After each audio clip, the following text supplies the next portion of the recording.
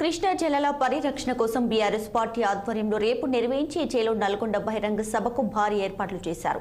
శాసనసభ ఎన్నికల తర్వాత మాజీ సీఎం కేసీఆర్ మొదటిసారి బహిరంగ సభలో పాల్గొంటున్నారు.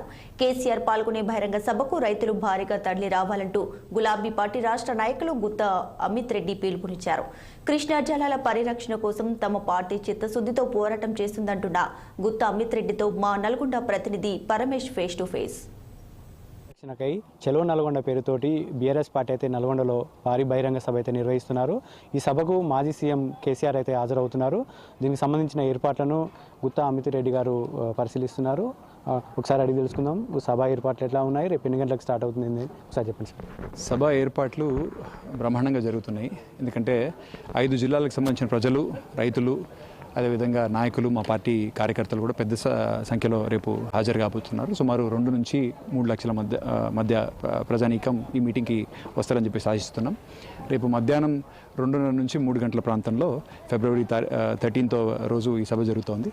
సో మంచి లక్ష్యంతో, ఉద్దేశంతో ఈ సభ జరుగుతోంది కాబట్టి ప్రజలందరూ కూడా మద్దతు తెలుపుతూ పెద్ద సంఖ్యలో ఈ సభకు విచ్చేస్తారని చెప్పేసి ఆశిస్తున్నాం. అయితే కృష్ణా జలాల పరిరక్షణ కోసం 10 సంవత్సరాలు చేయలేనిది ఇప్పుడు రాజకీయ లబ్ధి కోసమే ఈ సభ ఏర్పాటు చేస్తున్నారని చెప్పేసి కాంగ్రెస్ నాయకులు కానీ, కాంగ్రెస్ పార్టీ మంత్రులు కానీ ఆరోపిస్తున్నటువంటి పరిస్థితి ఉంది. దీన్ని ఎలా చూడొచ్చు అంటారు? అవి పూర్తిగా అవగాహన లేని వాళ్ళు మాట్లాడే మాటలు. ఎందుకంటే బీఆర్ఎస్ ప్రభుత్వం ఎప్పుడైతే అధికారంలో ఉందో, గడిచిన 9.5 మన రాష్ట్రం మనం సాధించుకున్న తర్వాత 2014 నుంచి 2018 వరకు కూడా ప్రాజెక్టులన్నీ కూడా మన ఆధీనంలోనే ఉన్నాయి.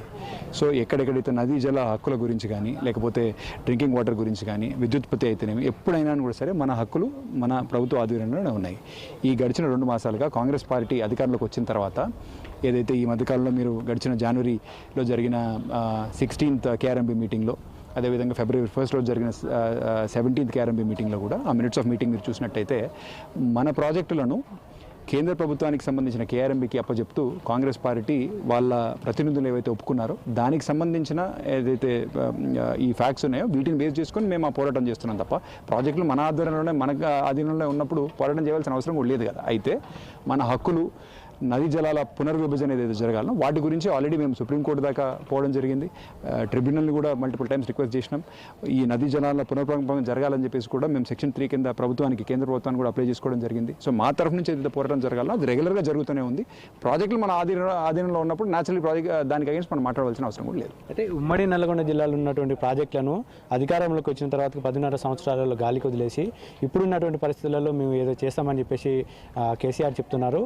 రేపు ఏదైతే సభ ఇక్కడ నిర్వహిస్తున్నారో ఆ సభలో క్లాక్ టవర్ సెంటర్లో ఒక చైరు, పింక్ టవాలు, ఒక కేసీఆర్ ఫోటో పెట్టి నిరసన తెలుపుతారు రైతులు అని చెప్పేసి మంత్రి కొమరెడ్డి వెంకరెడ్డి చెప్తున్నటువంటి పరిస్థితి ఉంది. దీన్ని ఎలా చూడొచ్చు అంటారు? ఏం లేదండి, కృష్ణాకి సంబంధించినంత వరకు ఏవైతే మనం ప్రాజెక్ట్స్ టేకప్ చేసినామో, ఇప్పుడు పాలమూరు రంగారెడ్డి ఉంది. పాలమూరు రంగారెడ్డి కృష్ణ మీద టేకప్ చేసిన ప్రాజెక్టు. ఇది పూర్తిగా టీఆర్ఎస్ ప్రభుత్వం ఆధారంలోకి వచ్చిన తర్వాత పనులు ఈ రోజు వరకు కూడా జరుగుతూనే ఉన్నాయి. సో పనులు జరగలేదని చెప్పేసి ఎవరైనా చెప్తే అది పూర్తిగా అవాస్తవం. ముఖ్యంగా నాకు తెలిసినంత వరకు SLBC గురించి ఏదైతే కాలయాపన జరుగుతుందో అది ఒక 43 కిలోమీటర్లకు సంబంధించిన టనల్. దాంట్లో ఉన్న టెక్నికల్ డిఫికల్టీస్ని బేస్ చేసుకొని ఆ డిఫికల్టీస్ ఉన్నాయి కాబట్టి అయినా కూడా సరే ఒక 10 కిలోమీటర్లు మనం గడిచిన మా ప్రభుత్వ హయాంలో దాన్ని కూడా తోడడం జరిగింది. ఇంకొక 10 కిలోమీటర్ల దాకా పెండింగ్ ఉంది. అది కూడా ఇప్పుడు కాంగ్రెస్ ప్రభుత్వం అధికారంలోకి వచ్చింది కాబట్టి వాళ్ళు ఎంత తొందరగా చేస్తారో చూద్దాం.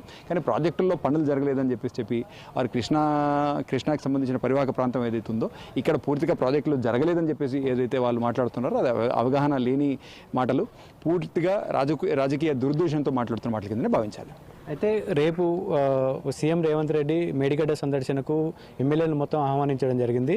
అక్కడికి వెళ్లకుండా ఉండడానికే ఈ సభ నిర్వహిస్తున్నారని చెప్పేసి కూడా ఒక ఆరోపణ ఉంది. దీన్ని ఎలా చూడొచ్చండి? మీరు ఆలోచన చేసినట్టయితే ఈ సభకు సంబంధించిన మేము అప్లికేషన్ పెట్టుకున్న తర్వాత మాకు అప్రూవల్స్ అన్నీ వచ్చిన తర్వాత ప్రజలను జాగృతం చేయాలా, మన హక్కుల గురించి మనం కొట్లాడాలని ఏదైతే మేము ఈ నిర్ణయం తీసుకున్నామో, తర్వాత కాంగ్రెస్ వాళ్ళు డైవర్షన్ టాక్టిక్స్ కోసం అని చెప్పేసి ఈ 13th రోజు సేమ్ అదే రోజు ఈ ప్రోగ్రాం పెట్టుకోవడం జరిగిందనమాట. దీన్ని మేము డైవర్షన్ టాక్టిక్స్ పూర్తిగా రాజకీయ కోణంగా చూడాల్సిందే తప్ప దీంట్లో వేరే వాళ్ళకు మంచి ఉద్దేశం కానీ లేకపోతే దానికి అగేన్స్ట్ ఏదో మంచి లక్ష్యం ఉందని చెప్పేసి మనం ఆలోచన చేసేదానికి ఏం లేదు.